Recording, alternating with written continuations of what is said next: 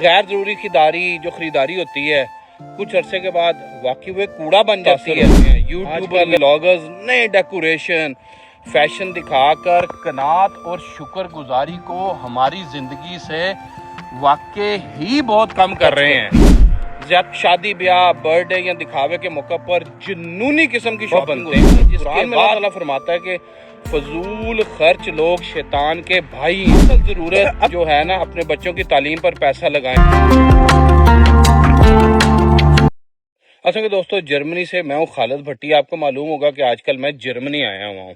آج میں نے ایک بڑی امپورٹنٹ بات کرنی ہے۔ امپورٹنٹ بات یہ ہے کہ میں نے بات کرنی ہے کہ پیسے کا قانون کیا ہے۔ تو کہتے ہیں جی کہ نیا فون، گاڑیاں، لباس وقتی خوشی ضرور دیتا ہے، لیکن اصل عقل مندی پیسے کی بچت اور بہتر انویسٹمنٹ میں ہوتی ہے۔ غیر ضروری خریداری ہوتی ہے کچھ عرصے کے بعد واقعی وہ کوڑا بن جاتی ہے۔ آج کل شاپنگ ایک فیشن اور سٹیٹس سمبل بن چکی ہے، ہم سب کو پتا ہے اس چیز کا۔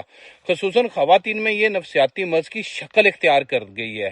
شاپنگ مال اور آن لائن خریداری انسان کے دماغ کو بالکل آپ یقین کریں کہ ہائی جیک کر لیتے ہیں۔ ضرورت کی چیزیں بھول کر غیر ضروری سامان خریدا جاتا ہے۔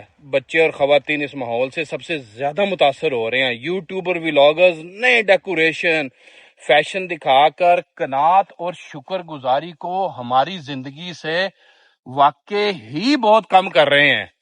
زیادہ تر خواتین ماضی کی محرومی، احساس کمتری، ڈپریشن کی وجہ سے بے دریغ خرچ کرتی ہیں۔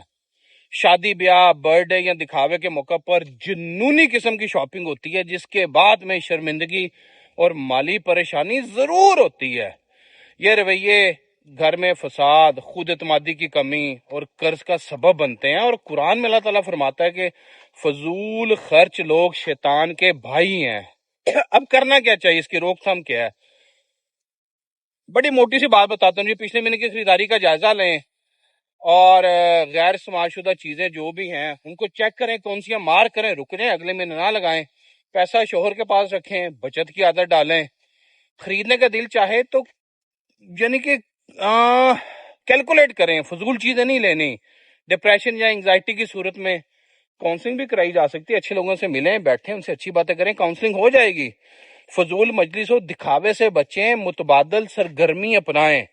شادی بیاہ یا تقریبات میں حد سے زیادہ یا بہت زیادہ خرچ نہ کریں۔